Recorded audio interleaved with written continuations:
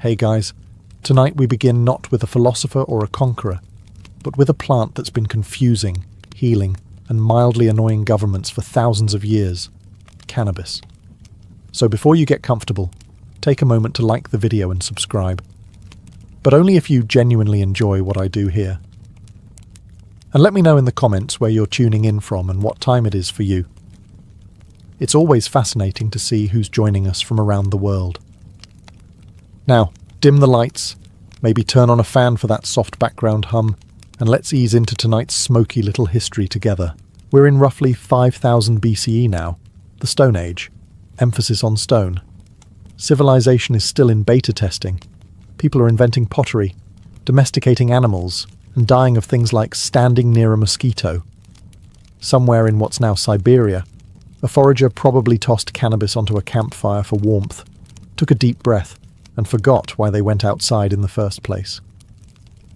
Archaeologists later found cannabis seeds in ancient burial sites, which means someone valued this plant enough to take it to the grave, literally.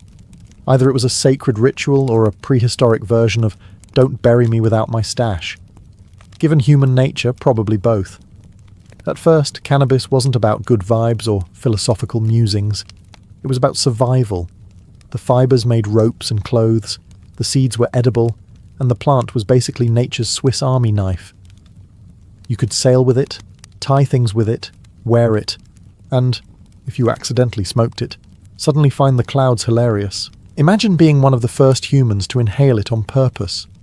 No one to explain what's happening, no snacks, no Bob Marley, just raw confusion and a deep conversation with a tree that isn't talking back. Early humans probably didn't think they were getting high. They thought the gods had upgraded their vision. And yet, from that accidental puff, the legend began. A plant that would one day travel the globe, inspire poetry, trigger paranoia, and fund entire reggae albums, all starting with some bored Neolithic farmer who wanted to see what would happen if he set fire to his crops. So, before the word weed even existed, cannabis had already outsmarted us. It found the one species dumb enough to cultivate it, worship it, outlaw it, and smoke it, often in the same century. Humanity, meet your oldest love-hate relationship.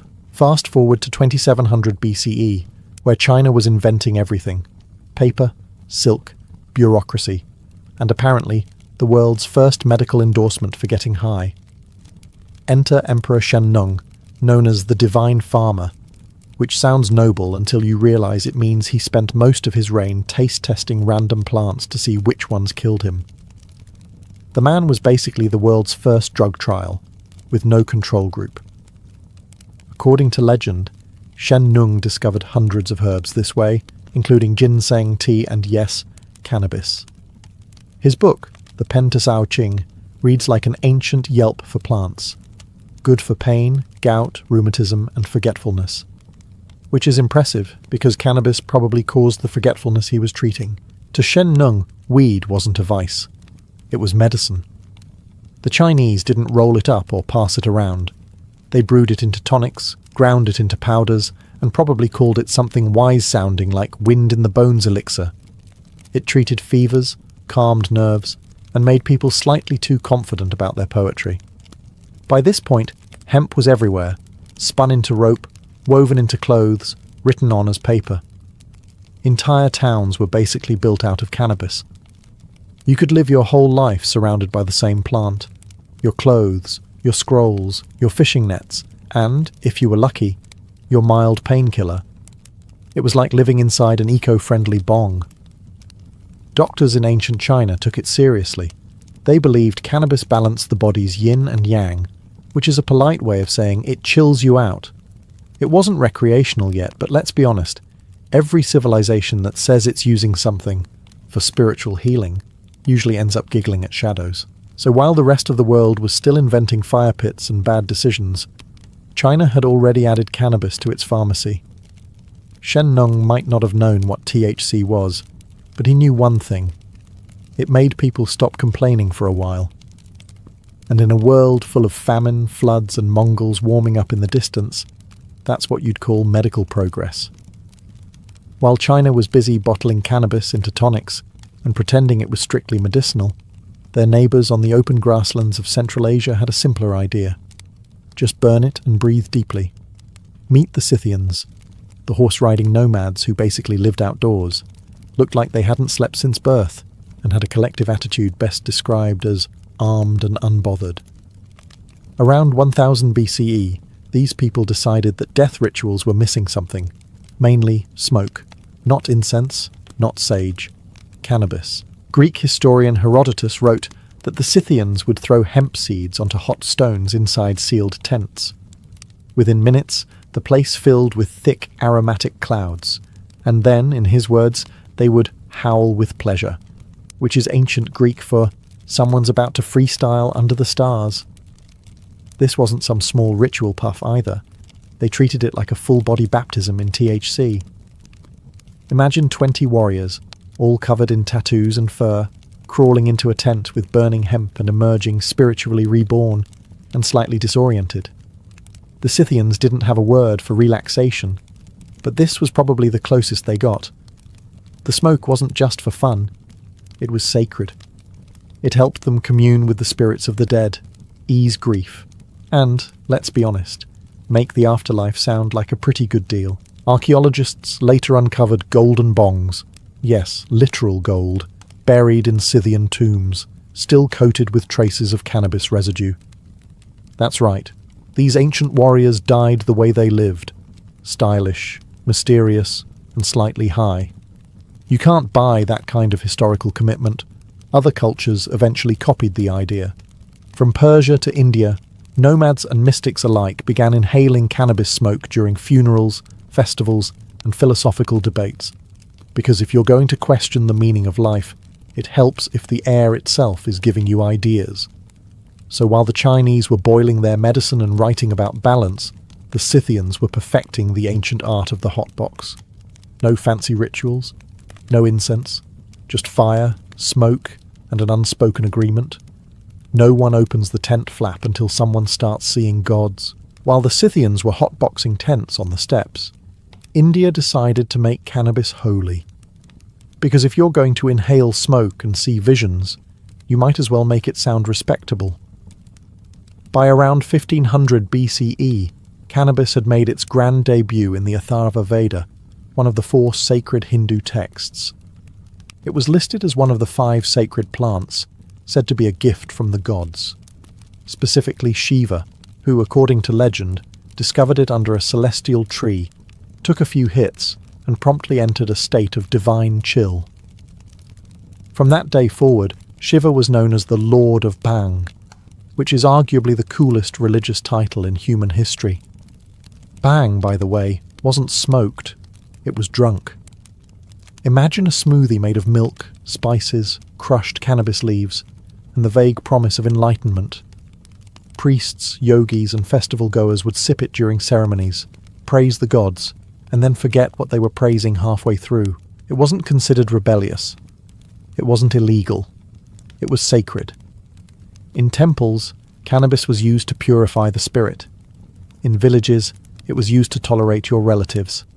It was medicine, meditation, and mild escape, all in one convenient leaf.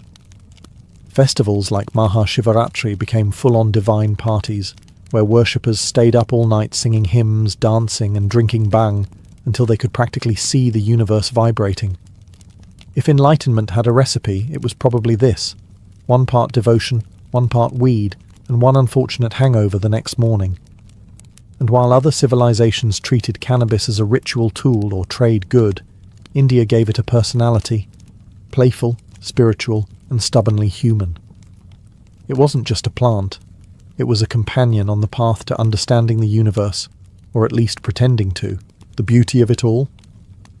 No one pretended it was just for health. It was explicitly for joy, transcendence, and occasionally, forgetting that you had 10 more years of drought ahead. So while the rest of the world was coughing in tents, India elevated cannabis to divine status. They didn't just smoke it, they deified it. Because here, getting high wasn't escapism. It was enlightenment, with better snacks.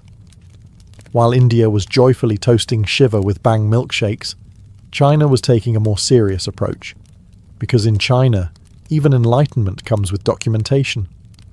By around 1000 BCE, cannabis had already made its way into Taoist ritual life, which was basically a mix of meditation, alchemy, and doing weird things in caves to become immortal. Taoist monks believed that burning cannabis incense helped them communicate with spirits and see the future, which, if you've ever tried it, probably looked amazing for the first 10 minutes and terrifying for the next 2 hours. In Taoist texts, cannabis was sometimes called the liberator of sin, which sounds uplifting until you realize it also made people wander into forests trying to hug clouds. Monks would burn it during meditations, claiming it helped them open the gates of perception. Translation: they got so high they could hear their own heartbeat in stereo. China's relationship with cannabis was complicated. It wasn't a party drug. It was a philosophical one. Taoists weren't interested in escaping reality. They were trying to merge with it, which is a fancy way of saying, let's get high enough to think the universe is our roommate. Still, the early Chinese were far too organized to let things get out of hand. Cannabis was carefully measured, mixed with other herbs, and written about in scrolls that probably smelled faintly of smoke and regret. You didn't just light up, you followed a procedure, meditated, and hoped not to levitate into a wall. Meanwhile, Confucians, those eternal killjoys, frowned upon anything that loosened the mind too much. The Taoists said cannabis expanded consciousness. The Confucians said it expanded laziness. It was the first recorded drug policy debate in history, and it ended the same way all of them do, everyone pretending to agree, then doing whatever they want at home.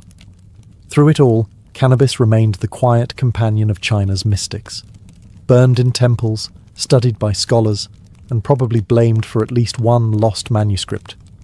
The result? A civilization that managed to turn getting high into a moral, philosophical, and bureaucratic process. Only in China could you inhale the cosmos, but make sure you fill out the right form first. By now, cannabis had earned its place in human civilization, not as a mystical herb or a shady vice, but as the overachieving plant no one could get rid of. You could smoke it, wear it, write on it, build with it, and probably eat it if times got bad. It was the Swiss Army knife of the ancient world, except instead of opening bottles, it opened minds, occasionally too far. In ancient China, hemp wasn't just useful, it was everywhere. Farmers grew it in massive fields, villagers spun it into thread, and scribes turned it into paper. The world's earliest texts were written on hemp, meaning human civilization was literally recorded on weed. Somewhere, a Taoist monk was probably inhaling the same plant another monk was writing, "Stop inhaling this" on. The fibers were legendary, strong, durable, and resistant to decay. Hemp ropes held up fishing nets, tied together ships, and occasionally restrained the same people who got too philosophical after smoking the other half of the plant. Clothing made from hemp lasted longer than marriages, and was only slightly less comfortable. It didn't stop there. Archaeologists have found ancient hemp sandals, bowstrings, and even armor padding, because nothing says battle-ready like a soldier dressed head to toe in cannabis. It's possible that somewhere out there, an army marched into war completely surrounded by hemp, and had no idea they were fighting inside history's first all-natural dispensary. As the plant spread west along trade routes, it conquered new continents without lifting a leaf. The Persians made rope, the Egyptians brewed it into ointments, and the Greeks, naturally, argued about its moral implications over wine. Everyone used it, everyone needed it, and everyone pretended it wasn't slightly suspicious how cheerful their weavers looked all the time. Hemp had become the quiet empire builder. It didn't need swords or soldiers. It simply offered strength, flexibility, and a faintly herbal smell that lingered for centuries. While kings fought over gold, hemp just sat in the corner, waiting for humanity to remember it existed. And eventually, they would. Not for rope, not for scrolls, but for smoke. The era of practical use was over. The age of recreational enlightenment was just beginning. By the time cannabis drifted into ancient Persia, it had already been medicine, rope, and incense. The Persians looked at this miraculous plant and, being Persians, decided it should probably teach them something about the universe. Because in this part of the world, even getting high came with a reading list. The Assyrians were the first to use it regularly, calling it kunubu, which sounds suspiciously like the word cannabis, because it is. They burned it in temples, not for fun, but for divine insight, which is ancient priest code for "we're about to smell colours." When it reached the Persians proper, cannabis quickly found a home among Zoroastrian mystics, who already had fire altars, cosmic dualism, and existential dread. All they were missing was a good mood enhancer. They believed the smoke carried prayers to the heavens, which, to be fair, it did, along with a few brain cells. Then came the philosophers. Persia had no shortage of people who enjoyed sitting cross-legged and debating metaphysics until everyone forgot what the question was. Cannabis fit right in. It dulled pain, softened the edges of reality, and made long conversations about the nature of truth almost tolerable. Ancient accounts mention that some priests used it during rituals to free the mind from doubt. Modern translation: suddenly, everything makes perfect sense. But not everyone approved. As usual, the ruling class caught wind of the idea and panicked. If people could reach the divine without paying temple fees, society might collapse.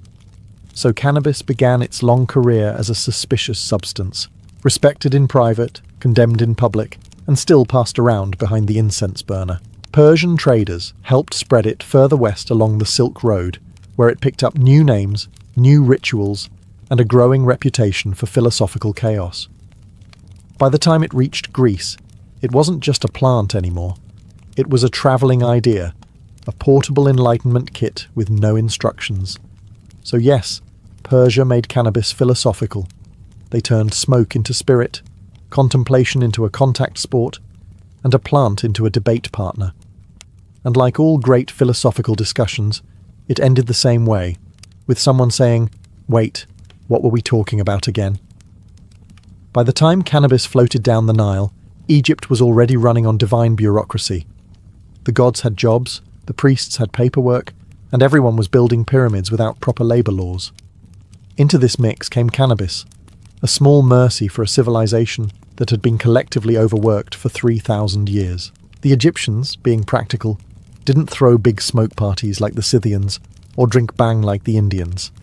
They used cannabis medically, which is to say, they pretended it was medicine, and then used it for absolutely everything. It appears in the Ebers Papyrus, a 3,500-year-old medical text that lists cannabis as a treatment for inflammation, glaucoma, menstrual pain, and, this is true, bad temper. That last one alone could have saved pharaohs from a few wars. The priests were the main gatekeepers of cannabis use.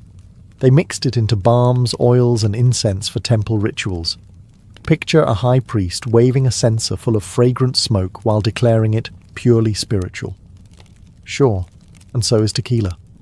The idea was that the sweet scent would carry prayers to the gods, and probably made everyone in the temple feel a little closer to them. Cannabis even made it to the afterlife. Traces of it have been found in mummy wrappings and burial chambers, which means someone thought, if I'm crossing into eternity, I'm bringing a joint.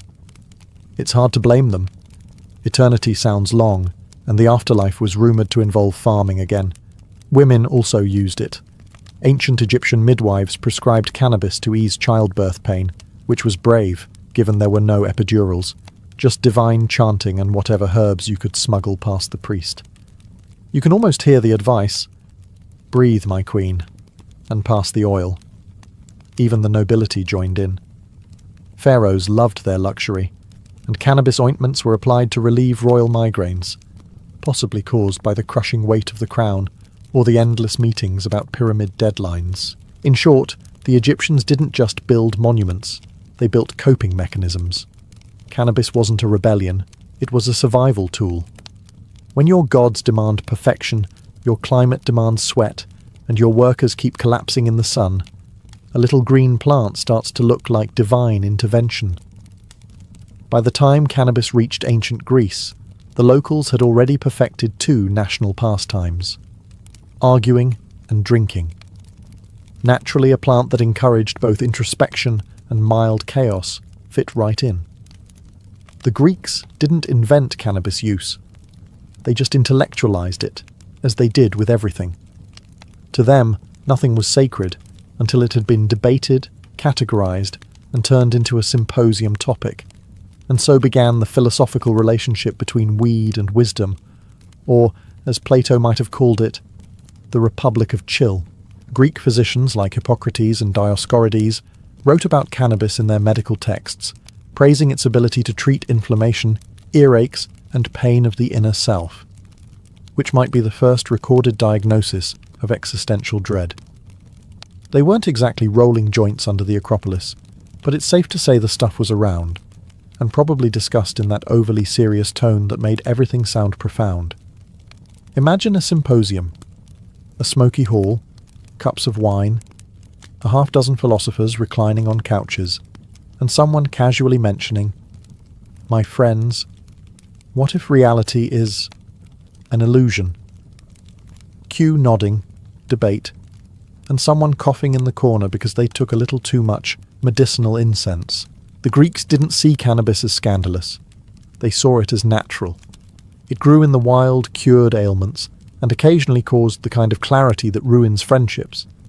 Soldiers used hemp to heal wounds, while thinkers likely used it to wound logic. Everyone had their angle. Even Herodotus, the travel blogger of the ancient world, wrote about the Scythians and their joyous vapours.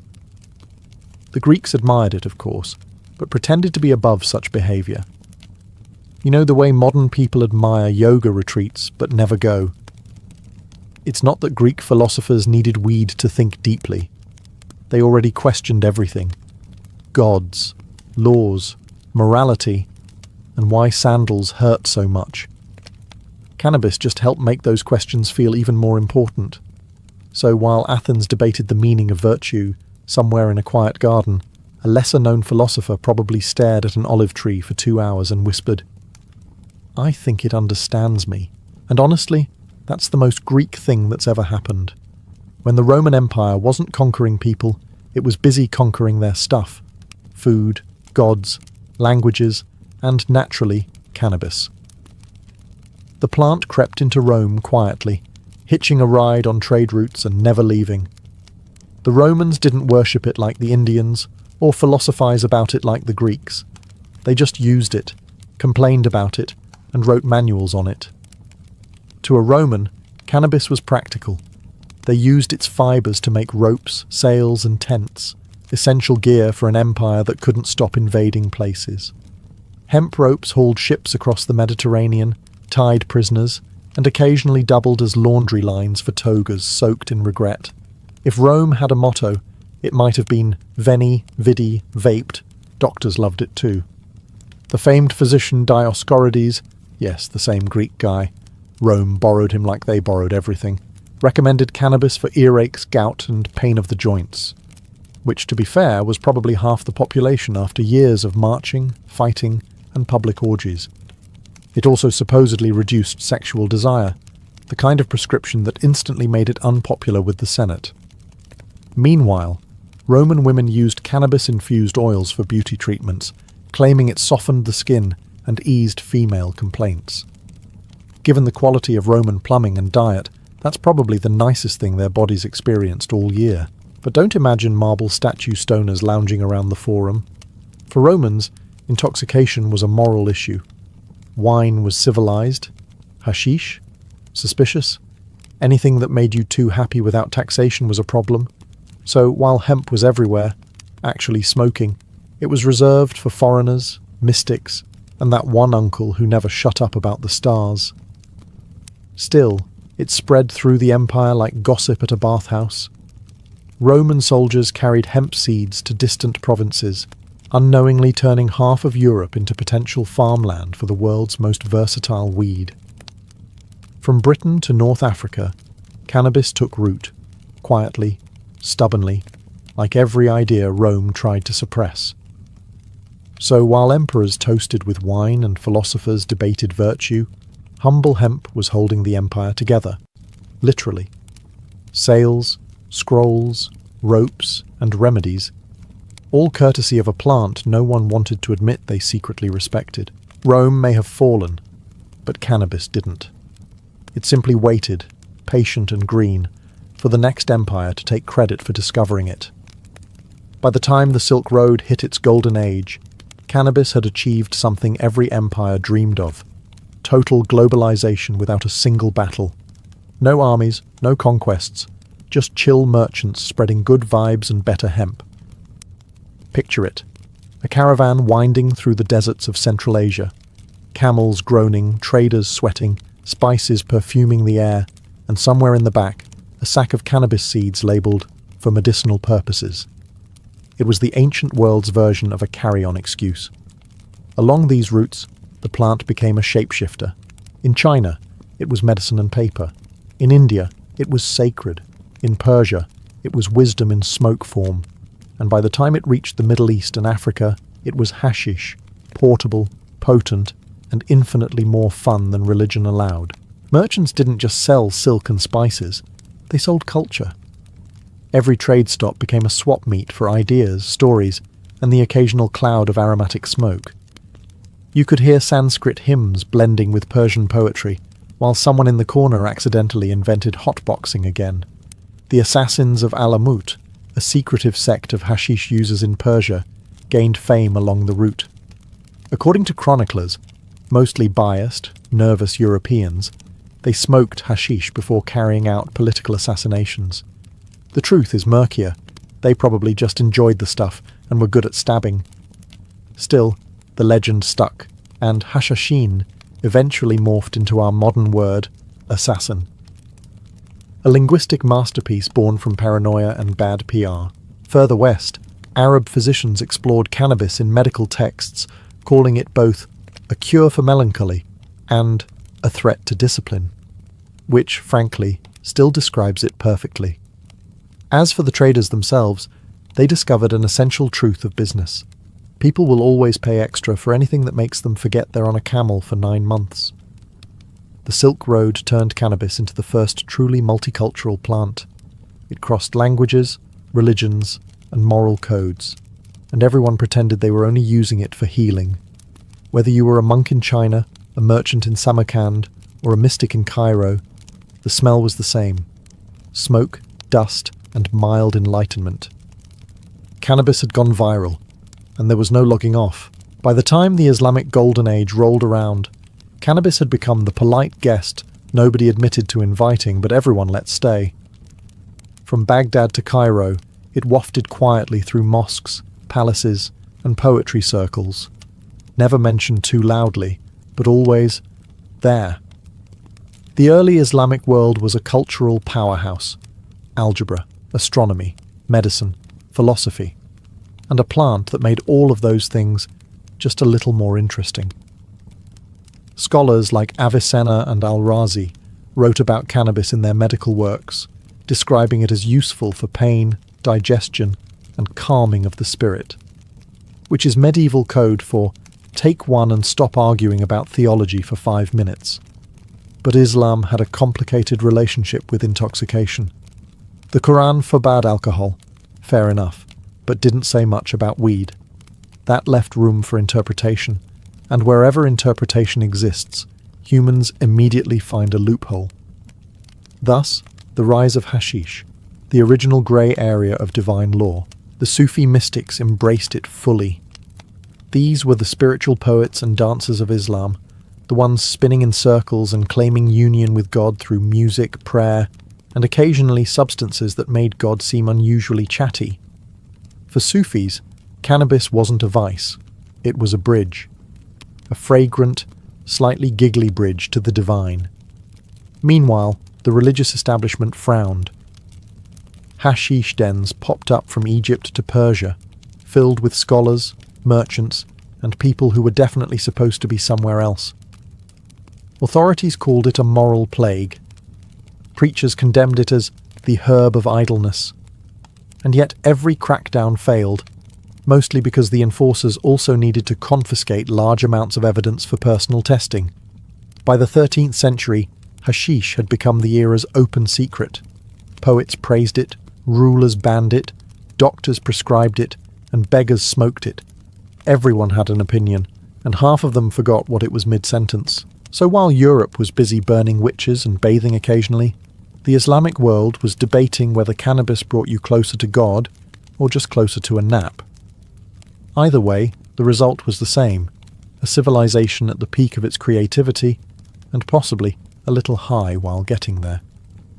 Somewhere in the tangled mountains of 11th century Persia, cannabis got its first real PR problem. The legend begins with a secretive sect called the Nizari Ismailis, who built fortified castles, annoyed empires, and occasionally removed political rivals in creative ways. Their leader, Hassani Saba, ruled from a mountain fortress called Alamut, a name that roughly translates to eagle's nest, because murder headquarters didn't test well with the neighbours. According to medieval rumour, his followers, the Hashashin, smoked hashish before carrying out assassinations, moving in a blissful haze of divine purpose. Chroniclers swore that the drug made them fearless, devoted, and very stabby. It's an exciting story, and almost certainly nonsense. In reality, there's no evidence these men ever used hashish before missions. The myth was probably cooked up by their enemies, who needed a good excuse for why an elite team of mountain zealots kept outsmarting entire empires. Blaming the drugs was easier than admitting the other side just had better planning. "They're not geniuses, they're high" became the medieval version of damage control. But the story spread faster than a rumour at a crusader camp. European knights returned home whispering tales of Eastern killers intoxicated by strange herbs. The word Hashashin mutated through languages until it became assassin. And just like that, a religion, a tactic, and a drug fused into one sensational headline that lasted 900 years. Ironically, the Nizari Ismailis were scholars, engineers and diplomats more than anything else. They built libraries, negotiated treaties, and only killed people when absolutely necessary, which admittedly was still quite often. The idea that they got high before missions probably came from the same chroniclers who believed dragons lived in Ethiopia. Still, the damage was done.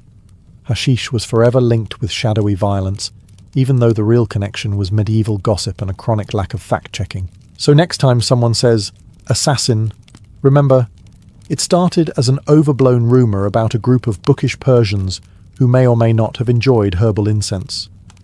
The myth survived, the castles fell, and cannabis gained a new reputation, from sacred plant to suspicious substance. And humanity, as usual, learned absolutely nothing from it.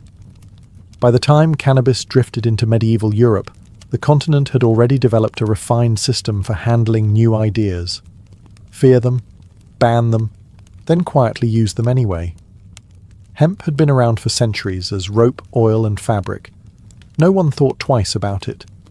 But the moment someone decided to light it up instead of spin it, the church got involved. To be fair, medieval Europe wasn't exactly in a mood for experimentation. Between crusades, famines, and the occasional plague wiping out a third of the population, people were barely holding it together. The church controlled everything: law, medicine, and your odds of eternal happiness. And it wasn't thrilled about substances that made peasants giggle during sermons. Still, cannabis slipped through the cracks. Monks grew hemp in monastery gardens to make parchment and prayer ropes, all while writing moral condemnations of sinful herbs. It's safe to assume at least one monk tried the product and had a profound spiritual moment involving a candle flame and 37 Gregorian chants. By the 13th century, doctors and apothecaries were quietly prescribing cannabis oil for pain, fever, and what they delicately called female complaints. It worked, which made it suspicious. Anything that cured suffering without divine intervention raised eyebrows, and usually torches. The church preferred its miracles to come from heaven, not from someone's backyard. Meanwhile, travellers returning from the Crusades brought stories of hashish dens in the east, dark rooms full of relaxed people who weren't killing each other. Naturally, Europe found this horrifying. Chroniclers described Saracens who smoke madness into their souls. Translation: they looked happy, which was clearly evil. Before long, cannabis joined the growing list of things the church disapproved of: pagan rituals, heresy, women reading, and now good moods. Officially, it was labelled a devil's herb. Unofficially, it was still being used by midwives, herbalists, and anyone with chronic back pain and a realistic view of God's priorities. So, Europe managed to take a versatile, harmless plant and turn it into a moral crisis, a skill it still hasn't lost. Hemp stayed legal as long as it behaved, but the moment it hinted at pleasure, it was excommunicated. Thus began Europe's longest-standing tradition, being both terrified of and dependent on the same thing. By the late Middle Ages, cannabis had done what most humans couldn't: survived everything. Empires rose and fell, languages changed, entire civilizations burned. And yet, the same scrappy green plant just kept growing wherever people were stressed and soil existed. Europe used hemp for everything: ropes, sails, paper, and clothing. The age of exploration was basically powered by weed, not the fun kind, but the kind that held up ships. Columbus wouldn't have made it to the New World without hemp rigging, hemp caulking, and probably hemp underwear. So yes, in a way, cannabis accidentally discovered America. Still, its reputation remained divided. To the working class, it was a practical crop. To doctors, it was medicine. To the church, it was one more thing to blame for moral decay. Every group needed it, hated it, or both, which is more or less the story of civilization. By the Renaissance, scientists were dissecting everything from corpses to philosophy, and cannabis quietly snuck back into medicine cabinets. Apothecaries sold it for pain, seizures, and sleeplessness. Poets hinted at it in verse. And while Europe still officially frowned upon pleasure, it had also just invented gin, so judgment was a bit selective. Then came the colonial era, where cannabis sailed across oceans again, this time in every direction. The Spanish planted it in the Americas, the Portuguese took it to Africa, the British industrialized it. Every empire claimed it was introducing a useful agricultural resource, which is history's polite way of saying, we're cashing in. By the 19th century, cannabis had gone from sacred to scandalous to scientific. Victorians used it in tinctures for nerves, sleep, and hysteria, while politely ignoring that half their society was addicted to laudanum. Doctors praised it. Artists painted about it. Then, as always, governments panicked and outlawed it, because nothing frightens authority like people being relaxed. And yet, here we are, thousands of years later, still debating the same plant. A plant that outlived pharaohs, philosophers, popes, and prohibition. It built ships, healed wounds, started myths, and occasionally made people stare at wallpaper for hours. Humanity keeps trying to control cannabis, but somehow it always slips through our fingers. One puff, one poem, one perfectly rolled piece of history at a time. Rome, 1480. A city so drenched in sin that even the angels were rumoured to carry handkerchiefs over their noses. Into this perfumed cesspool of power and corruption was born Lucrezia Borgia, daughter of Cardinal Rodrigo Borgia, the man who would later become Pope Alexander VI. From the moment she drew her first breath, Lucrezia wasn't so much a child, as she was a political pawn in human form. Her father, Rodrigo, wasn't known for restraint. He had mistresses, children, enemies, and probably a few people who were both. Her mother, Vanozza dei Catane, was one of his long-time lovers, a Roman widow with ambition and patience, enough to tolerate a man whose moral compass pointed strictly toward personal gain. Together, they produced several children, but Lucrezia was the jewel, intelligent, charming, and suspiciously useful. By the time she could walk, deals were being made in her name. Imagine being 6 years old and already promised to secure an alliance between noble families who'd never even met you. That was Lucrezia's reality. Her early education wasn't about dolls or prayers. It was about rhetoric, diplomacy, and the art of looking harmless while quietly plotting someone's downfall. Still, young Lucrezia was no villain. Not yet. Contemporary accounts describe her as graceful, fair-haired, with the kind of beauty Renaissance poets could write odes about before inevitably being poisoned at dinner. Her tutors taught her Latin, music, and poetry, skills meant to make her the perfect wife, or more accurately, the perfect bargaining chip. The Borgia's name already carried the scent of scandal, and Lucrezia, though innocent at the time, would inherit its perfume. While her father maneuvered his way to the papal throne through bribes and backroom deals, the young girl watched and learned. She saw that in Rome, virtue was decorative, and survival required flexibility, moral, political, and occasionally anatomical.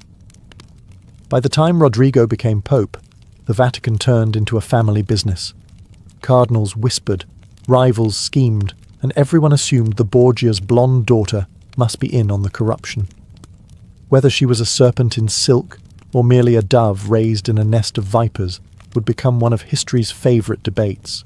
When Rodrigo Borgia officially became Pope Alexander VI in 1492, the Vatican didn't just gain a spiritual leader, it gained a family business. The Holy See, once a fortress of piety, or at least good PR, was now an extension of the Borgia household. And like any good Italian dynasty, business meant marriage, money, and manipulation, three areas in which young Lucrezia would soon excel, whether she wanted to or not. At 12 years old, Lucrezia was already being traded across Europe's noble families like a particularly elegant chess piece. Her first engagement was to a Spanish nobleman, Don Cherubino Juan de Centelles, but that alliance fell through faster than a papal promise of reform. Her second fiancé, a noble from Naples, suffered a similar fate once his usefulness expired. You could say Lucrezia's love life was less about romance and more about diplomacy with jewellery. By 14, her father arranged her marriage to Giovanni Sforza, Lord of Pesaro, a man twice her age and half as cunning.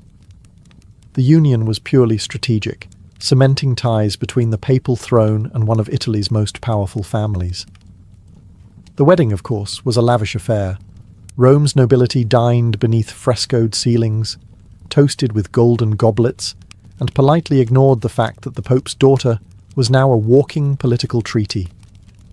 Behind the smiles and lace, Lucrezia played her role flawlessly. She was charming, well-mannered, and spoke like an angel. Unfortunately, angels didn't last long in Vatican politics. Her husband soon found himself out of favour when the Borgias shifted alliances, and when the Borgias shifted, it usually meant someone was about to vanish, resign, or fall ill. Giovanni Sforza didn't wait for divine intervention. He fled Rome, accusing the Pope and Lucrezia of an affair. Yes, he actually accused his wife and father-in-law of incest. It was a scandal that made Rome gasp and snicker in equal measure. Lucrezia, barely 16, became the talk of Europe, her name whispered in every court as both victim and temptress. But the Borgias didn't crumble under gossip. They turned it into strategy. The Pope declared her marriage null on grounds of non-consummation, which must have been awkward for everyone involved. Giovanni was humiliated, Lucrezia was free, and the game of alliances continued. After her first marriage was neatly erased from history by papal decree, Lucrezia didn't have long to rest. Her father, ever the multitasker, had a new plan, and it came wrapped in Neapolitan silk. Her next groom would be Alfonso of Aragon, a handsome young prince and the illegitimate son of the King of Naples. The match promised stability for the Papal States, and more importantly, a useful alliance in the endless Italian power shuffle. Lucrezia, now 17, seemed genuinely happy for once. Alfonso was close to her age, reportedly kind and easy on the eyes, a refreshing change after Giovanni Sforza, whose only talent had been paranoia. The pair had a son, Rodrigo, named after her father, because who doesn't want to remind everyone of the family brand at every possible occasion? For a brief and shining moment, the Borgias looked almost respectable, but respectability doesn't sell in Renaissance Rome. Political winds shifted faster than morality, and soon the alliance with Naples soured. Her brother Cesare Borgia, charming, brilliant, and occasionally homicidal, decided that Alfonso was suddenly inconvenient. In Borgia speak, that meant doomed. One summer evening in 1500, assassins attacked Alfonso on the steps of St. Peter's Basilica. He survived the first attempt, a miracle really. But while recovering in his chambers, someone strangled him. Eyewitnesses claimed Cesare's men did it. Others whispered that Lucrezia herself had held the pillow. The truth, as with most Borgia stories, was probably somewhere between horror and rumour. Lucrezia reportedly wept bitterly, and it's hard to say whether her tears were for love lost or power slipping away. The Vatican spun a tale of bandits, but no one believed it. Rome's gossip mills ran hot. The Pope's daughter, the poisoner, the Black Widow of the Tiber. Whether or not she was guilty, her reputation was sealed tighter than a confessional door. Yet, rather than collapse, Lucrezia adapted. She learned the fine art of appearing fragile while quietly surviving everyone who crossed her. She retreated to convents for reflection, or, as cynics claimed, to wait out public outrage. By 18, she had already been married twice, widowed once, and accused of more crimes than most cardinals. But the game wasn't over. The next marriage would not just secure her family's power, it would transform her from papal pawn to duchess. In 1502, at the age of 22, Lucrezia Borgia became the Duchess of Ferrara, and for once, not everyone was horrified. Her marriage to Alfonso d'Este, heir to the powerful Este family, was less a romantic leap and more a desperate political calculation. The Borgias needed respectability after a decade of blood, rumours, and accidental deaths. Ferrara, on the other hand, needed papal favour and a hefty dowry. In short, everyone held their noses and smiled. When Lucrezia arrived in Ferrara, she brought with her wagons of gold, fine fabrics, servants, musicians, and a reputation so toxic it could wilt the city's roses.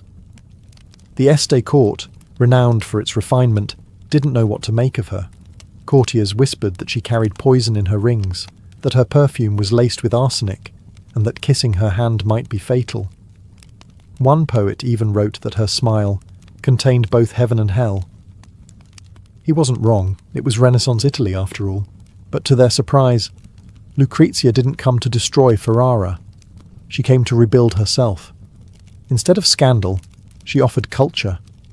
She turned the court into a glittering centre of art and music, hosting poets, scholars, and philosophers. Even Niccolò Machiavelli, who wasn't easily impressed, spoke of her political grace.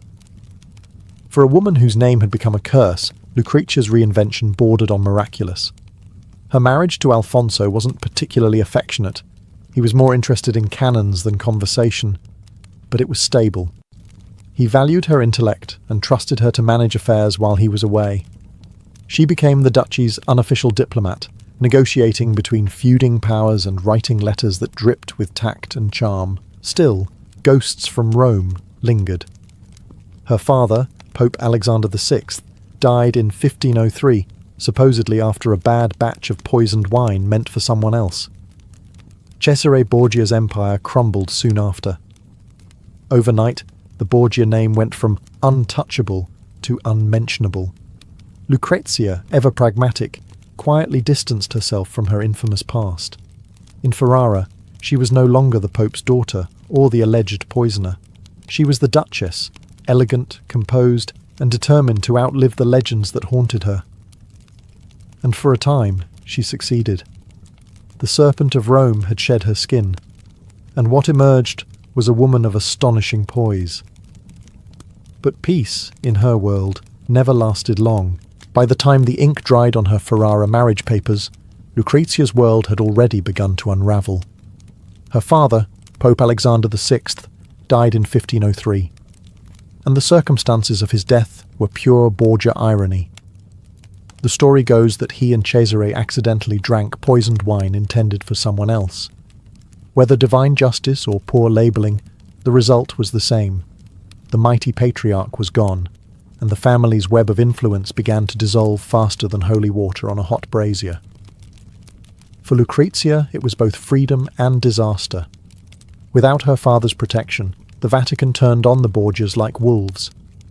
Her brother Cesare, the family's brutal enforcer, lost everything: his lands, his armies, his political leverage. Captured, imprisoned, and eventually killed in Spain, he became a tragic echo of his former self. The man who once made princes tremble now bled out on a roadside at 31. The fall of the Borgias left Lucrezia stranded in a sea of enemies. In Rome, her name was synonymous with sin. In Ferrara, it was still a polite scandal. The courtiers whispered about her family's downfall, the poisonings, the incest, all the familiar bedtime stories of the Renaissance. Yet she didn't flinch. If anything, she became quieter, colder, more calculating. In letters to allies, Lucrezia wrote with a tone of melancholy grace, describing herself as a woman of misfortune. It was a careful choice of words. She never denied her past. She simply outlived it. While her relatives were stripped of titles and chased from cities, she remained securely in Ferrara, navigating the political ruins like a survivor of a shipwreck who found herself standing on an island of gold. Her husband Alfonso, initially wary of his infamous bride, began to rely on her more. She handled correspondence, managed estates, and entertained ambassadors with a level of refinement that made her indispensable. The Duchess of Ferrara might have been born in scandal, but she had mastered the art of endurance. Still, there was an invisible shadow in her chambers, the knowledge that her family's name would never be cleansed. Rome had fallen silent about the Borgias, but silence, as Lucrezia knew, was rarely innocent. It was the kind of silence people use when they're waiting for the next rumour to be true. By the early 1510s, Lucrezia Borgia had completed the most improbable transformation in Renaissance Italy, from the Vatican's scandalous daughter to one of its most admired duchesses. Her court in Ferrara became a sanctuary for poets, painters, and philosophers, a sort of cultural rehab centre, where tortured geniuses could complain about the Pope over good wine. Under her patronage, Ferrara blossomed into a jewel of the Italian Renaissance. She sponsored writers like Ludovico Ariosto, whose Orlando Furioso would become a literary masterpiece. Musicians such as Josquin des Prez and Antonio de Cabezon performed at her court, filling the ducal palace with sacred hymns and suspiciously secular ballads. The Duchess herself played the lute, wrote poetry, and hosted salons that made Florence's Medici circles look downright provincial. What made Lucrezia remarkable wasn't just her taste, it was her subtle power. While Alfonso obsessed over fortifications and artillery, the man could talk about cannon calibers for hours, she handled diplomacy with velvet gloves. Ambassadors from France, Spain, and Venice wrote of her intelligence and charm, often adding, with thinly veiled awe, that she seemed nothing like her family. Still, whispers followed her everywhere. Visitors would glance around the grand halls of Ferrara, admire the frescoes, sip her wine, and then quietly ask whether she still kept a vial of poison among her perfumes. The Renaissance loved nothing more than redemption wrapped in suspicion. Privately, Lucrezia's life was less glamorous. She bore several children, endured miscarriages, and faced the cold practicality of a husband more soldier than lover. Yet she never allowed tragedy to define her. In letters, she spoke of faith, music, and the peace of the soul, words that sounded less like confession and more like self-preservation. Her relationship with the church remained complicated. She funded monasteries and charities, perhaps out of guilt, or perhaps because in Italy, salvation was just another investment. She even befriended reform-minded clerics, though always with careful distance. After all, when your family once ran the papacy like a crime syndicate, you don't get to preach about holiness. In Ferrara, Lucrezia had built what Rome had denied her, legitimacy.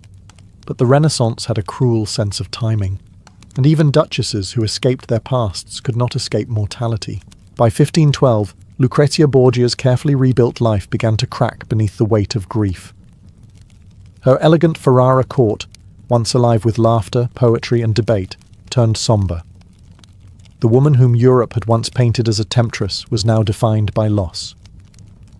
Her son Rodrigo, the child she had with Alfonso of Aragon years before, died suddenly at just 12 years old. The boy had been living in Naples, far from his mother's reach, and the news hit her like a dagger dipped in memory. Letters from the time describe her anguish in chilling detail. "I am left with no comfort," she wrote to a confidant, "except the prayers I whisper at dawn." The tone wasn't political, it was human. For a woman accused of every sin under the sun, she suddenly appeared almost saintly in her sorrow. But fate wasn't finished twisting the knife. 2 more of her children died in infancy, and her health began to fail. Some said it was heartbreak, others whispered poison. Old habits die hard. But the truth was simpler. Years of childbirth, stress, and the Renaissance's poor medical hygiene had taken their toll. Yet, even as tragedy closed in, Lucrezia's dignity only deepened. She turned increasingly toward religion, not in the fire and brimstone way of her papal father, but with a quiet, personal devotion. She corresponded with monks, gave generous donations to convents, and spent long hours in prayer. The court chroniclers, those same men who once called her the Viper of Rome, began to refer to her as the Christian Duchess. Her husband Alfonso, a man more comfortable with cannons than condolences, reportedly grew to admire her resilience. He even began to rely on her judgment again, though she was often ill and withdrawn. The irony wasn't lost on anyone. The woman once accused of scheming through poison and lust now represented piety and composure. To outsiders, it looked like redemption. To Lucrezia, perhaps, it felt more like exhaustion. The games of politics, the deaths, the whispers, all of it had burned through her spirit. But she wasn't done yet. Her final years would prove that even in frailty, she could still command the stage. And this time, there would be no need for masks or intrigue, just a quiet reckoning with the legend she had become. By 1518, Lucrezia Borgia was no longer the glittering duchess who had once enchanted Ferrara's salons. She had become something quieter, softer, yet still magnetic. The gossip mongers of Rome had moved on to new scandals, and in their silence, Lucrezia found peace. Her days revolved around her children, her faith, and the daily rituals of a court that no longer required her to prove herself. Her eldest surviving son, Ercole, was being groomed as the next Duke of Ferrara. She adored him, writing letters filled with gentle advice and a touch of fatalism, as though she knew time was short. Her husband, Alfonso, still occupied himself with politics and fortifications, but their marriage had settled into a kind of quiet partnership. Whatever love once flickered between them had evolved into something sturdier, mutual respect, or perhaps shared endurance. Still, there were shadows. Lucrezia's health, already fragile from years of childbirth and stress, worsened. Chronic fevers, exhaustion, and fainting spells left her bedridden for days. But in true Borgia fashion, she refused to let illness strip her of grace. Visitors described her as serene, almost luminous, even as her body failed her. In June of 1519, she went into labour once more, her 10th pregnancy. The child, a girl, was stillborn. Complications followed, and infection set in. Renaissance medicine being what it was, mostly herbs, prayers, and wishful thinking, there was little to be done. As the fever worsened, Lucrezia asked for confession, received the sacraments, and requested to be left alone with her chaplain. Accounts from those final days describe her as calm, accepting, and resolute, the opposite of the woman painted in pamphlets as the Vatican's seductress. On June 24, 1519, Lucrezia Borgia died at the age of 39. Her last words reportedly were a prayer for her children and for the peace of those who wronged me. Ferrara mourned sincerely. Poets wept, courtiers spoke of her kindness, and even those who had doubted her grace admitted she had died as a true Christian lady. The duchy buried her in the convent of Corpus Domini, a quiet sanctuary that suited her better than any gilded palace. In death, she achieved what she had been denied in life. Silence, not the silence of rumour, but the peace of finally being left alone. Death didn't end Lucrezia Borgia's story. it made it immortal. Within months of her passing, the pamphlets, poems, and chronicles of Europe went to work, reshaping her life into myth. To some, she was the perfect Renaissance monster, the Pope's daughter who dabbled in poison, lust, and intrigue. To others, she was the innocent pawn, a woman trapped in a web spun by men far more ruthless than she. The truth, as always with the Borgias, was both and neither. Writers of later centuries adored her contradictions. Victor Hugo painted her as the deadly femme fatale of his 1833 play Lucrezia Borgia. Donizetti turned that same myth into an opera, letting her voice soar through arias of guilt and vengeance. Painters portrayed her with golden hair and cold eyes, one hand clutching a goblet, the other resting on a skull, half Madonna, half executioner. Even Machiavelli, who had met her brother Cesare, hinted that her political finesse made her as formidable as any prince. Yet those who read her surviving letters found something different. A woman who spoke tenderly of her children, who worried about convent accounts, who prayed daily, and who signed her name, "Your most devoted Lucrezia." There was no venom, no seduction, only intelligence and melancholy. Her legend survived because she embodied the Renaissance contradiction itself. Beauty and corruption, grace and ambition, sanctity and sin. She lived in an age where men poisoned cities and called it diplomacy. But because she was a woman, her every smile became suspicion. The same world that forgave popes for murder never forgave Lucrezia for surviving it. Centuries later, historians began to reclaim her humanity. Modern scholarship sees her not as the she-devil of Rome, but as a political survivor born into an impossible family. She played her role because she had no choice, and played it well enough to leave a legacy that still captures imaginations 500 years later. In the end, Lucrezia Borgia became exactly what history loves most, a riddle with perfect handwriting. Whether she was saint or serpent depends on who tells the tale. But one thing is certain. Few women ever danced so gracefully on the knife's edge between damnation and immortality. And even in death, the world kept whispering her name.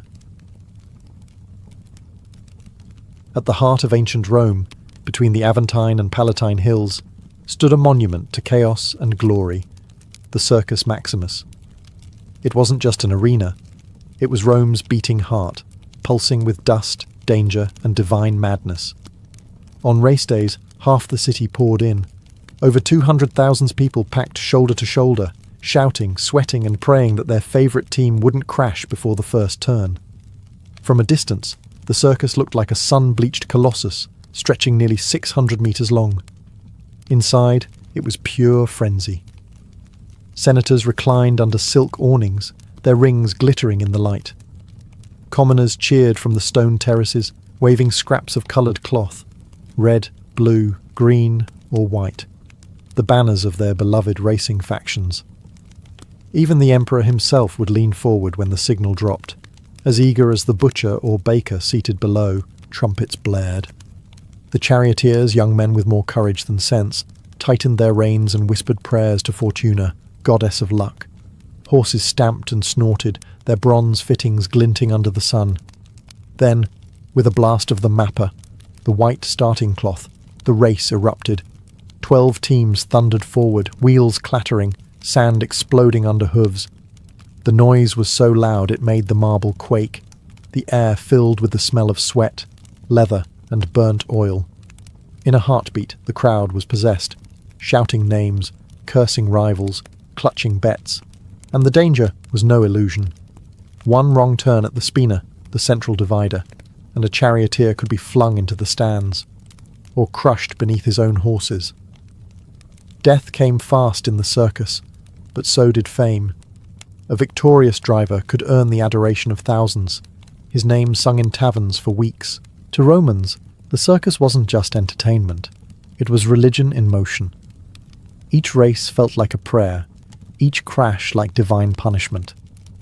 It was where gods and gamblers met, where emperors courted popularity, and where the poorest slave could feel, if only for a moment, the thrill of command. And as the dust settled, one truth echoed through the roaring arena.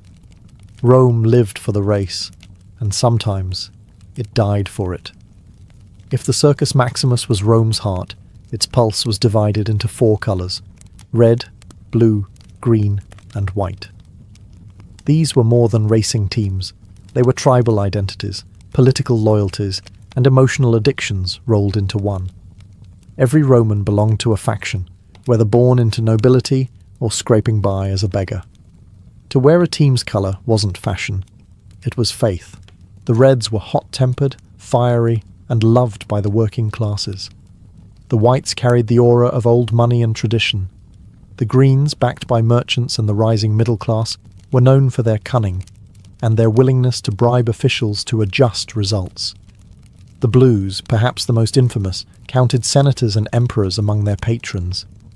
They represented the elite, the disciplined, the untouchable. These factions weren't just names shouted at races, they were full-blown corporations. Each had stables, trainers, financiers, priests, and spies. They bought the best horses from Spain and North Africa, trained their drivers like warriors, and maintained networks so vast they could rival military intelligence. Some factions even owned slaves who specialized in cheering, professional fans whose only job was to scream louder than the opposition. Fights between supporters were as common as the races themselves. Streets erupted into riots when a favourite charioteer lost unfairly, or a rival's driver was accused of sabotage. Imagine modern soccer hooliganism, but with swords and torches. Emperor Nero once tried to calm the chaos by supporting both the Greens and Blues, but instead of peace, it made things worse. Everyone wanted imperial favouritism, and no one wanted to share it.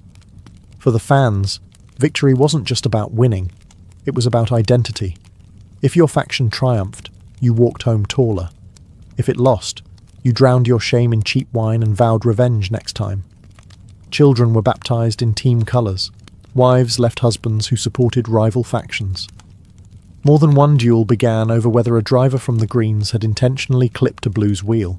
In the end, the Circus Maximus wasn't just a racetrack. It was Rome's social battlefield. And when the colours clashed, it wasn't horses that collided. It was the soul of the empire itself. To the roaring crowds of the Circus Maximus, charioteers were nothing short of gods on wheels. They were the rock stars of ancient Rome, adored, envied, and often dead before 30. Their names echoed through taverns and markets: Scorpus, Diocles, Porphyrius, men who could turn a lap around the spina into a small eternity of glory. But behind the glamour was grit. Most charioteers weren't born noble.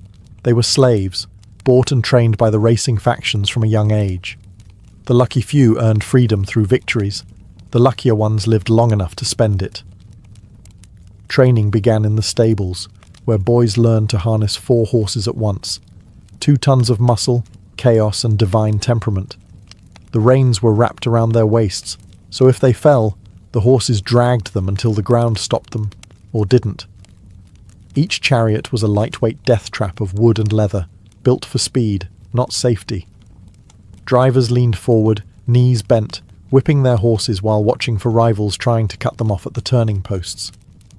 The trick was balance: lean too far, and you flipped; too slow, and you were crushed from behind. One race could turn a nameless slave into a celebrity, or into a stain on the track. Still, the rewards were irresistible. A successful charioteer could earn tens of thousands of sesterces per season, fortunes that rivaled senators. The legendary Gaius Apuleius Diocles retired after 24 years of racing with a fortune equivalent to hundreds of millions today. He could have bought a city.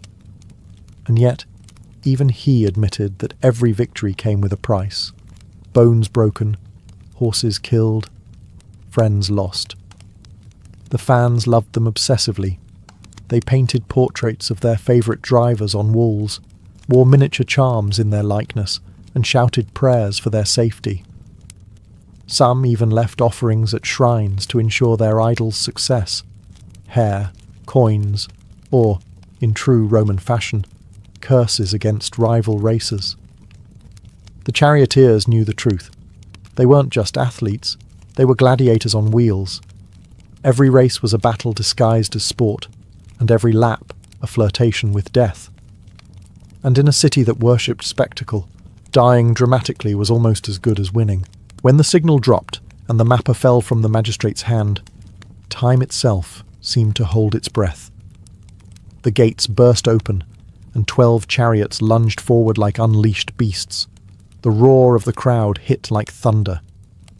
For the next 7 laps, roughly 5 miles, the Circus Maximus became a storm of speed, dust, and danger. The track, lined with gleaming sand, circled the spina, a central divider decorated with statues, shrines, and the famous obelisks stolen from Egypt. These sacred markers gave the race a sense of divine theatre, men battling for glory beneath the gaze of gods. But nobody was thinking about Apollo or Neptune when the wheels started rattling.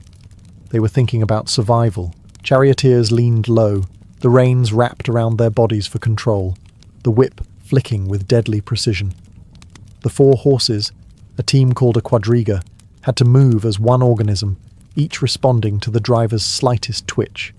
The outside horse set the speed, the inside one, the angle of the turn.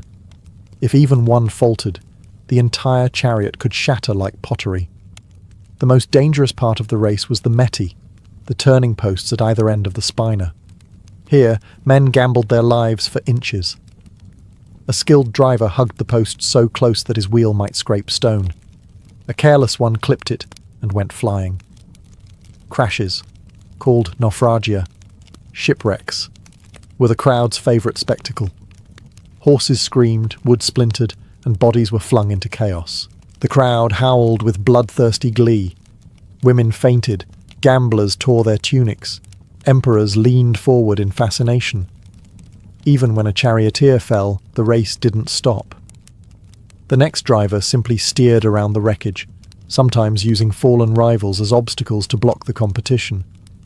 Each lap was marked by the turning of bronze dolphins or eggs mounted along the spina. Simple counters, but they drove the tension to fever pitch. 6 dolphins down, 1 to go.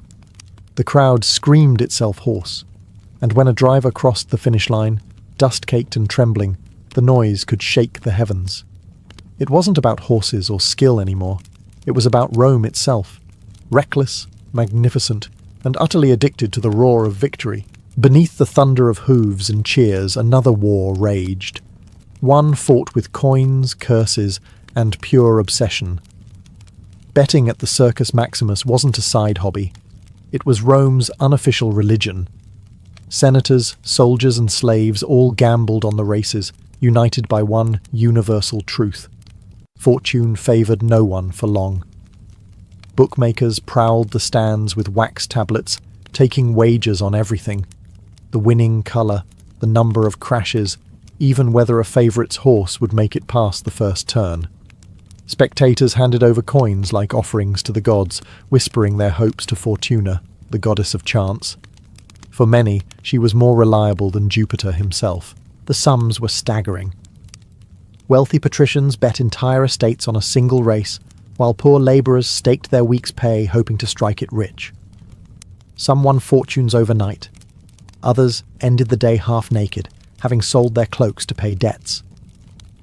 It wasn't uncommon for a gambler to hurl himself from the stands after a crushing loss, a dramatic exit the Romans almost admired. The charioteers themselves were part of the gamble. Factions bribed stable hands for inside information, whether a horse was sick, a driver injured, or a wheel sabotaged. Rumours spread faster than wildfire, and the odds changed with every whisper. Rome, ever the empire of spectacle, turned even deceit into entertainment. But betting wasn't just about money. It was tribal warfare disguised as sport. Faction supporters fought in the streets after bad races, blaming corruption, divine injustice, or sheer bad luck. During one infamous riot, fans of the Greens and Blues set parts of the city ablaze, because apparently sportsmanship was not a Roman virtue. Even emperors couldn't resist the fever. Caligula reportedly bet enormous sums on his beloved green faction, and once threatened to execute a charioteer who lost him a race. Nero, never to be outdone, entered as a driver himself, and of course declared victory even after falling out of the chariot. At the Circus Maximus, money flowed like blood, and both were spilled freely. The crowd didn't just watch the races, they lived them, bled for them, and sometimes died because of them. For Rome, it wasn't gambling. It was destiny, just with worse odds. In the age before marble statues and imperial cults stole the spotlight, charioteers were the true celebrities of Rome. These men, lean, sunburned, and usually one crash away from oblivion, wielded fame greater than generals. Their portraits hung in taverns, their names were carved into walls, and their fans screamed louder than the legions.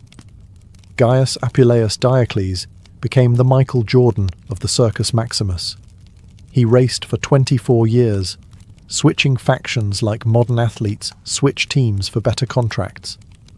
By the end of his career, he'd won nearly 1,500 races and earned a fortune so immense that he could have fed all of Rome for a year, or at least thrown the most expensive dinner party in history. Then there was Scorpus, the golden boy of the greens, young, dashing, and almost too fast for his own good. He won 2,000 races before dying in a crash at just 26. The crowd wept, as though Jupiter himself had fallen from the sky. His tombstone still reads, "I carried off the victory palm 1,000 times, but I was cheated of my youth." These men weren't noble, but the Romans didn't care. The public adored them because they defied everything Rome's rigid society stood for. A slave could rise higher than a senator if he could handle the reins. Freedmen, foreigners, even those born into poverty became idols through sheer daring. It was the most democratic form of worship the empire ever knew, and with fame came indulgence. Successful drivers lived like kings, expensive villas, servants, lovers, and more wine than a Bacchic feast. The factions guarded them like prized war horses, offering bribes, bodyguards, and sometimes poison to keep rivals away. There were fan clubs, groupies, and jealous street gangs. When a driver changed teams, riots could erupt, as if Julius Caesar himself had switched sides mid-battle. They were adored and hated in equal measure, praised for their skill, cursed for their arrogance, immortalized in mosaics and graffiti. For Rome's masses, these men embodied everything thrilling and terrible about their world: glory, danger, and the promise that anyone, no matter how low born, could touch immortality. In a city of emperors, it was the charioteers who made the people truly roar. To the untrained eye, the Circus Maximus looked like a racetrack. To anyone who lived in Rome, it was the most powerful political arena in the empire. The roar of the crowd wasn't just about horses, it was about loyalty, ideology, and control. Emperors knew this all too well. A happy mob was a quiet mob, and the fastest way to keep them quiet was with bread and circuses, panem et circenses. Politicians sponsored races to buy favour.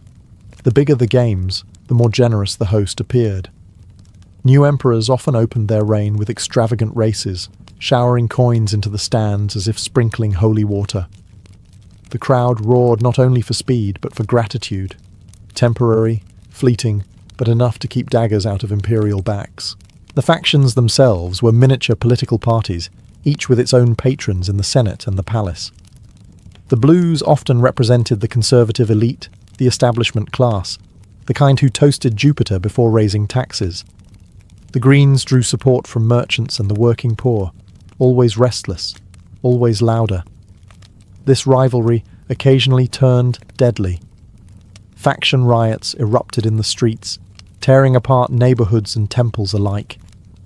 Even the emperors took sides. Domitian supported the Greens. Caligula adored the Blues so passionately that he once dined in their stables. Nero, ever the performer, declared himself charioteer of all factions, though conveniently he always won. The crowd knew the races were rigged, but pretending not to notice was part of the fun. The circus became Rome's pressure valve. When taxes rose or grain shipments failed, the mob didn't storm the Senate. They booed the emperor during the races. Those boos mattered. One poorly received spectacle could spark uprisings. Emperor Justinian learned this centuries later in Constantinople, when faction riots at the Hippodrome nearly destroyed the city. Rome had written the manual, others merely copied it. To the emperors, the circus was both blessing and curse, the place where their people's joy could keep them in power or end their rule in an afternoon. Every lap around that track was more than sport. It was a metaphor for Rome itself, swift, brilliant, and always one turn away from disaster. The Circus Maximus was Rome at its most dazzling and at its most brutal. Beneath the cheers and music lay a ritual of destruction. Races were spectacles of life and death, and Romans, ever honest about their appetites, found both equally thrilling. Crashes, or naufragia, shipwrecks, were the soul of the show. They happened so frequently that spectators began to treat them as divine interventions. When a chariot smashed into the spinner, some swore they saw the gods deciding fates. Horses screamed, wheels splintered, and drivers were flung like rag dolls. The lucky ones were trampled instantly. The unlucky were dragged around the track by their own reins until only the horses crossed the line. Yet the crowd cheered louder for death than for victory. The circus wasn't a place for mercy. It was a mirror of Roman values. Discipline, courage, and spectacle mattered more than survival. When a driver crashed, the audience would rise as one, shouting his name, honouring him not as a victim, but as a hero who gave everything to the race. The dead didn't leave quietly. They became legends in dust. The wreckage didn't just stain the sand, it fed the city's hunger. Repair crews swarmed the track between races, dragging away shattered chariots, blood and bones, while musicians played to drown the sound. Moments later, the next race began, and the crowd was ecstatic again, as though the last tragedy had never happened. For all its violence, the circus wasn't chaos. It was controlled madness. The Romans prided themselves on order, even in brutality. Engineers maintained precise timing of laps, priests blessed the spina before each event, and the emperor watched from his gilded box to ensure the gods, and the masses, were appeased. It was this balance of danger and decorum that made the circus immortal. The people didn't just want entertainment, they wanted transcendence, that fleeting sense of being part of something larger, louder, and bloodier than themselves. And when the dust finally settled after the last race, the smell of sweat, wine, and crushed flowers hung over the stands, the scent of Rome's greatest addiction. In victory or in wreckage, the circus always gave the crowd what it needed most, a reason to feel alive. For nearly 1,000 years, the Circus Maximus echoed with thunder, hooves, cheers, and the heartbeat of an empire. But as Rome's glory faded, so too did its greatest spectacle. The end didn't come in one dramatic crash. It came quietly, like a dying ember flickering out in the dust it once ignited. By the 4th century, the old gods had fallen out of favour. Christianity swept through the empire, bringing with it a disdain for pagan bloodlust. Bishops called the races sinful distractions. Yet even then, the people resisted. The circus had become more than religion or ritual. It was tradition, identity, and memory. For generations who had nothing left to worship, the roar of the crowd was the last sound of Rome that still felt divine. But the empire's coffers grew thin, and so did its patience. The massive upkeep of the circus, its horses, drivers, and prizes, became too expensive to maintain. The factions once rich with imperial sponsorship began to crumble. Without steady funding, the stables emptied, the chariots broke down, and the once proud banners of red, blue, green and white faded into silence. The Gothic wars and foreign invasions sealed its fate. The circus, once the pride of the capital, became a battleground, then a dumping ground. Weeds overtook the track where Scorpus once raced. Statues fell. The obelisks were carted off to decorate papal Rome, as if Christianity wanted to tame the ghost of its pagan past. By the time the Western Empire fell, the great stadium was a ruin, but in memory, it never stopped roaring. For centuries afterward, the people of Rome still told stories of the circus. They imagined the sun glinting off the reins, the crowd rising in unison, the cry of victory slicing through the air. Even in ruin, the shape of the track remained visible, a scar across the city that refused to fade. Today, tourists walk the flattened field where 500,000 once screamed, and the silence feels almost sacred. You can still sense the ghosts, the horses, the dust, the impossible speed, because Rome may have fallen, but the Circus Maximus, that mad, glorious heartbeat of a civilization, never truly stopped running. In the 12th century, France was the stage of Europe's greatest performance, and the French court its most glamorous lie. From the outside it glimmered with chivalry, piety, and elegance. But behind those velvet curtains lay a world of whispered affairs, poisoned loyalties, and dangerous games of love and inheritance. King Louis VII, pious to the point of obsession, dreamed of a holy kingdom governed by virtue. His courtiers, however, dreamed of something far more earthly. Each other's spouses, fortunes, and titles. The court at Paris and later at Poitiers buzzed with poetry and scandal in equal measure. Troubadours sang of courtly love, that polished poetic form of adultery that somehow made cheating sound divine.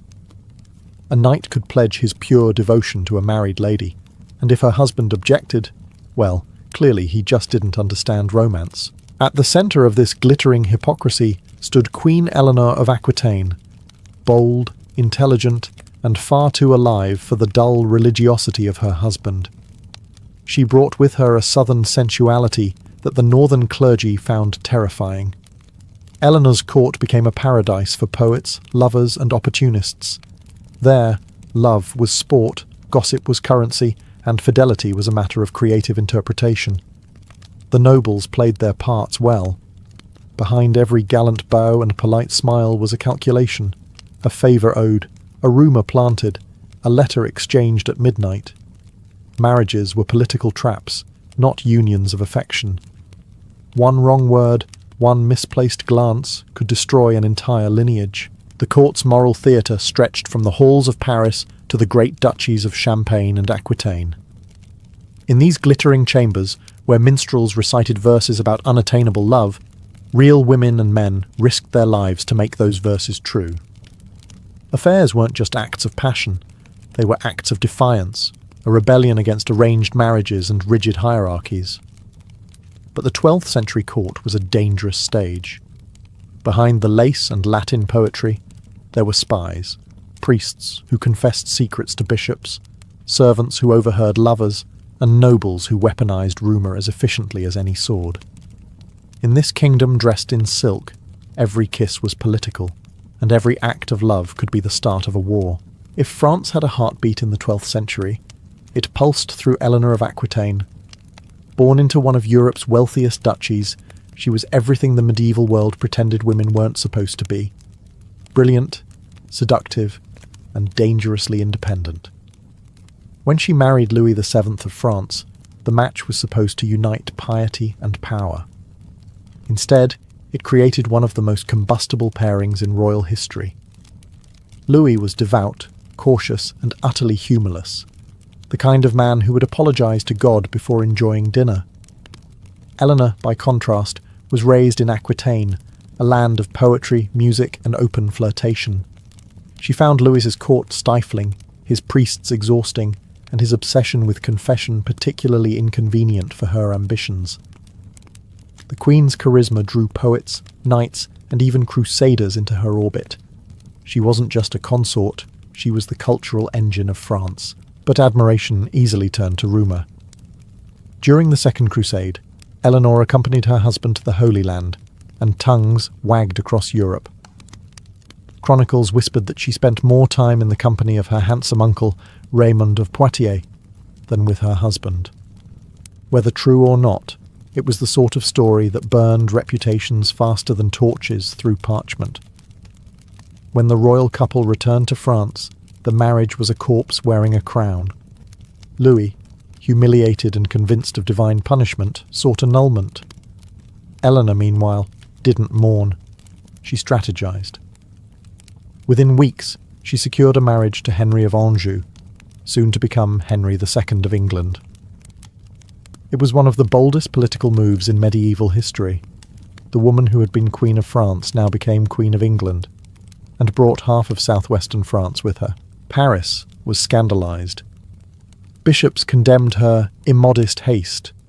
Nobles whispered that no woman could change kings so easily without witchcraft. But Eleanor didn't need witchcraft, only intelligence and timing. She had turned personal humiliation into geopolitical triumph. With her departure, the French court lost its brightest flame. But in England, Eleanor's story, and her appetite for intrigue, was just beginning. The scandalous queen had merely changed kingdoms, not her nature. And soon, her influence would shake Europe again. When Eleanor of Aquitaine married Henry of Anjou, soon to be Henry II of England, Europe held its breath, and then immediately started gossiping. The union united England, Normandy, and Aquitaine into one vast empire, but it also joined two of the most combustible personalities of the Middle Ages. Henry was brilliant, restless, and explosively temperamental. Eleanor was equally intelligent and twice as proud. Together, they were magnificent and utterly disastrous. At first, their marriage burned bright. Henry admired her wit and experience, and Eleanor enjoyed finally having a husband who wasn't terrified of her. Their court became a theatre of intellect and ambition. Diplomats marvelled at their power. Troubadours sang of their beauty, and enemies trembled at their combined influence. But in a court where words were weapons, affection quickly turned into rivalry. Henry's appetite for control was legendary. He managed his lands, his clergy, his barons, and, disastrously, his wife, as though all were extensions of his crown. Eleanor, accustomed to ruling in her own right as Duchess of Aquitaine, chafed at being reduced to a royal ornament. She retreated to her beloved Poitiers, where she surrounded herself with poets and philosophers. But behind the verses and dances, rebellion brewed. Rumours swirled through both courts. Henry kept mistresses, some noble, some not. Eleanor, wounded but defiant, began corresponding with discontented nobles, and most dangerously, with her sons. Their letters, written in careful code, spoke of honour, inheritance, and justice, polite medieval words for revolt. The turning point came when Henry's relationship with Rosamund Clifford, his longtime mistress, became public. Chroniclers later embroidered the story with jealousy and poison, claiming Eleanor hunted Rosamund through a labyrinth with a dagger in hand. While likely apocryphal, it captured the truth in spirit. Eleanor's humiliation was not something she would forgive. By the time she reached her 50s, the queen who had once charmed Europe now stood at the centre of a family civil war. Her sons, Richard, Geoffrey, and Henry the young king, rose against their father with Eleanor's quiet blessing. In a world ruled by kings, Eleanor's pen had become her sword, and the scandal that began as a domestic quarrel would soon shake the thrones of both England and France. By 1173, the great Angevin Empire, ruled by Henry II and shadowed by Eleanor of Aquitaine, was not so much a family as a battlefield with royal titles. Henry's sons were handsome, ambitious, and fatally aware that their father had no intention of letting them rule anything meaningful. They had the crowns, but he had the keys. The eldest, Henry the young king, had been crowned during his father's lifetime, but was treated more like a decorative heir than a co-ruler. Richard, destined for legend as the Lionheart, seethed in Aquitaine under his mother's influence, while Geoffrey of Brittany schemed with the cunning of a man twice his age. Eleanor, exiled from court and nursing years of humiliation, saw in her sons a chance for vengeance disguised as justice. The rebellion began quietly. Letters, alliances, promises. Eleanor encouraged her sons to rise against their father, framing it as a fight for autonomy rather than revenge. Soon, the French king Louis VII, her former husband, joined the cause, proving that in medieval politics, grudges had excellent memory. France armed the sons, and the empire cracked. Henry, furious and betrayed, crushed the rebellion with brutal efficiency. His soldiers tore through Aquitaine, castles loyal to Eleanor fell one by one. When the revolt collapsed, Henry's rage turned homeward. His sons begged forgiveness. Eleanor, however, received none. Captured while trying to flee to her lands, she was imprisoned. A queen turned prisoner by her own husband. For 16 years, Henry kept her under guard, moving her between castles like a dangerous relic. Courtiers whispered that she spent her days writing poetry, her nights planning revenge. Her daughters married into Europe's great courts, her sons continued to rebel, and still she waited. To the outside world, Henry had triumphed. Yet the victory soured. His sons despised him, his allies distrusted him, and his wife, the most brilliant woman in Christendom, became a living symbol of his tyranny. The royal scandal that began as a family argument now consumed half of Europe, and as Henry aged, the bars of Eleanor's prison began to rattle. For nothing in history stays confined forever, least of all a queen with unfinished business. For 16 long years, Eleanor of Aquitaine lived behind stone walls, a queen reduced to rumour. Locked away by Henry II, she was moved from castle to castle under heavy guard. Her crime wasn't treason in the legal sense, it was far more unforgivable. She had defied her husband publicly and brilliantly. In the 12th century, that was rebellion enough. But even in captivity, Eleanor remained a presence. She sent quiet letters through sympathetic servants, maintained contact with her daughters across Europe, and kept her name alive in every courtly whisper. When poets sang of noble ladies wronged by cruel lords, everyone knew who they meant. Henry could cage her body, but not her legend. The king, meanwhile, was slowly devoured by his own dynasty.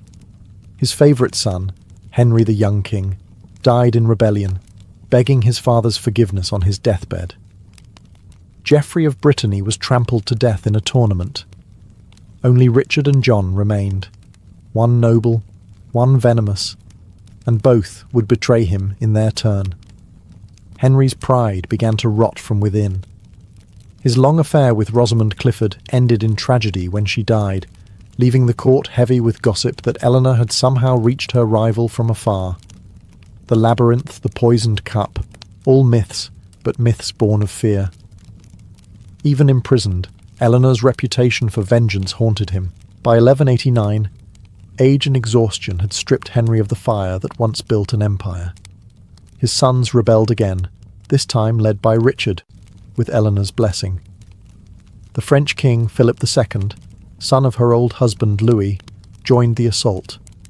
Surrounded, sick, and betrayed, Henry finally surrendered. When he saw the list of rebels and found John's name, his youngest and once beloved son, he reportedly turned his face to the wall and muttered, "Now, let everything end." And it did. Henry died that same year, broken by family and fortune. When the news reached her, Eleanor was released, not in triumph, but in inevitability. The queen who had once shaken thrones stepped back into daylight at nearly 70. And as her chains fell away, so too did the last shadow of Henry's reign. The prisoner was free, and ready to rule once more.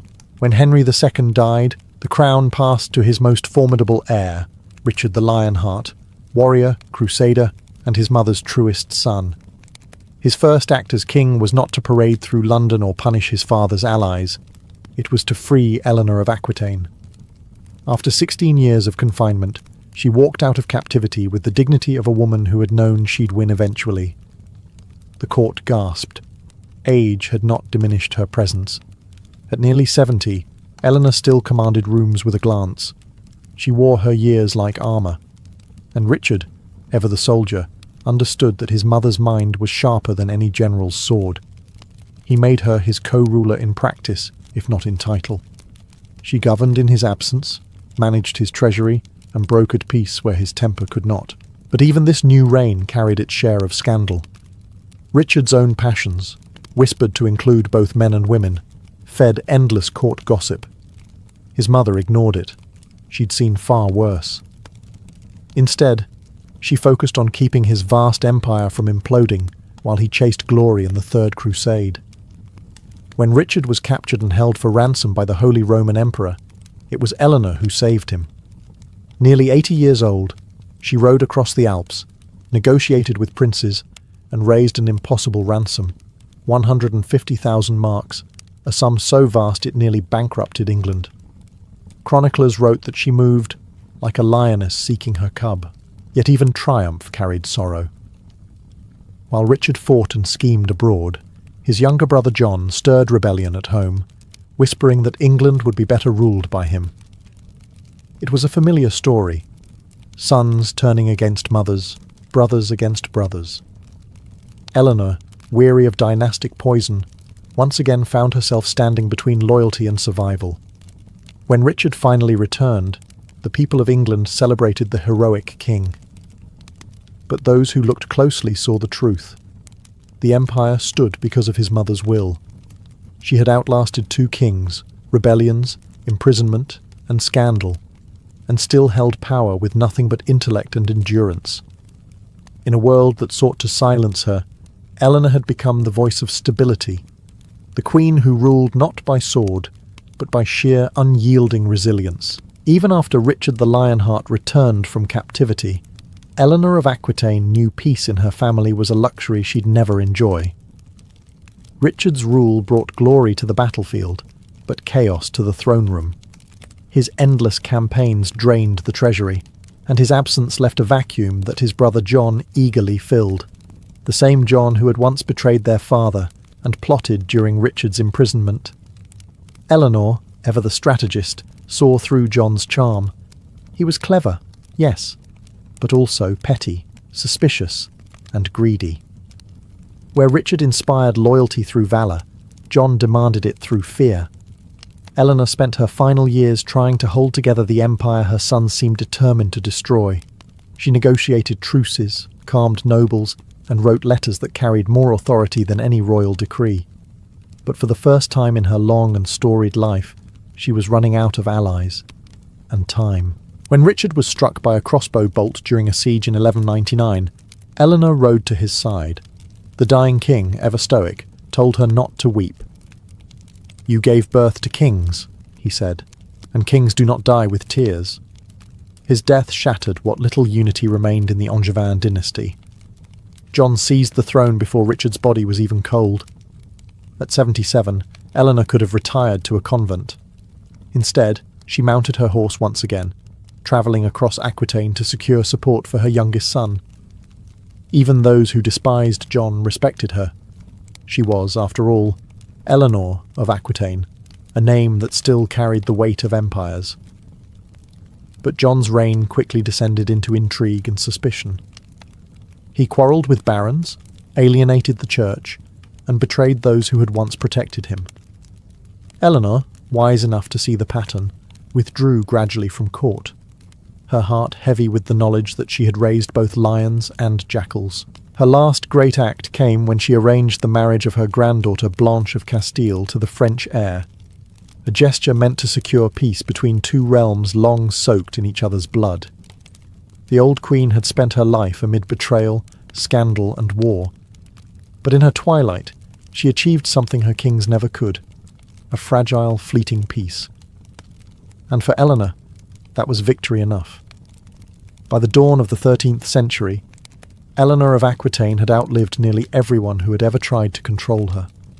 2 kings, several lovers, countless enemies, all gone. She remained, a relic of an age she had shaped with her wit and willpower. At almost 80, she was both revered and feared, a living legend whose very name could silence a room. From her residence at Fontevraud Abbey, Eleanor ruled not from a throne, but from correspondence. Her letters moved armies, negotiated treaties, and reconciled estranged nobles. Kings and bishops still sought her counsel, knowing that age had not dulled her instincts. Chroniclers called her a woman whose heart was never conquered, though she had spent her entire life surrounded by men who tried. Yet the whispers never ceased. To the church, she remained suspect. Too worldly, too intelligent, too proud. To the poets, she was the embodiment of courtly love, the muse who had made adultery poetic and scandal fashionable. To her descendants, she was a reminder that royal blood often came with a taste for chaos. Her lineage would define Europe for centuries. Through her sons and daughters, she became the ancestor of kings of England, France, and Castile.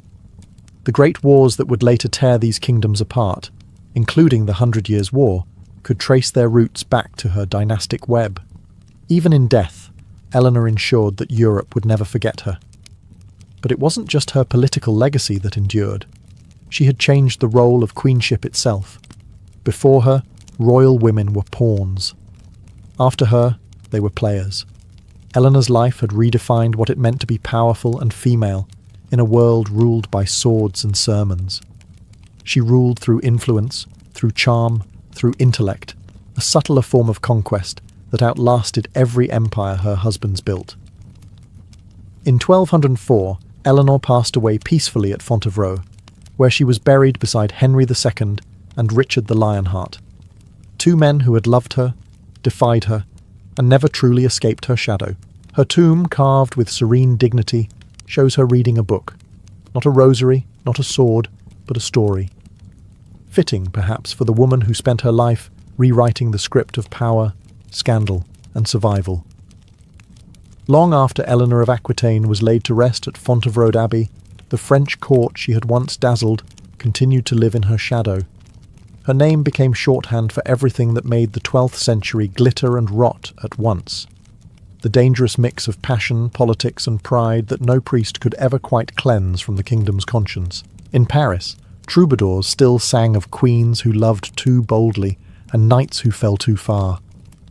But everyone knew the songs traced their origins to Eleanor's own salons, the courts of love she once held in Poitiers, where noble women judged cases of infidelity with the gravity of bishops and the humour of sinners. Those tales of romantic lore became the foundation of chivalry, yet they were born from gossip and scandal. The irony was deliciously medieval.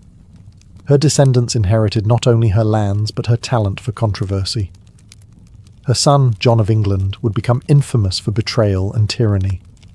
Her grandson, Louis IX of France, would spend his life trying to sanctify the royal image she had so artfully tarnished. The French chroniclers who came after her couldn't decide whether to condemn or worship her, and so they did both. To some, she was Jezebel in silk. To others, the last great mind before the darkness of war.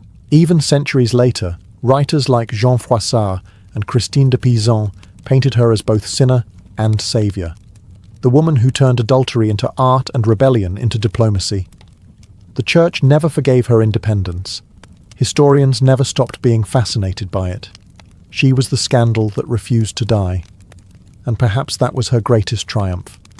While men like Henry and Richard filled chronicles with their battles, Eleanor's battlefield was human nature itself. She ruled not through armies, but through influence, the most enduring weapon of all. By the time the 12th century gave way to the 13th, the ideals of courtly love, political intrigue, and royal scandal had become inseparable from French identity. Behind the hymns and heraldry still lingered the echo of her laughter, the sound of a queen who had outwitted kings, rewritten morality, and made scandal itself a form of immortality.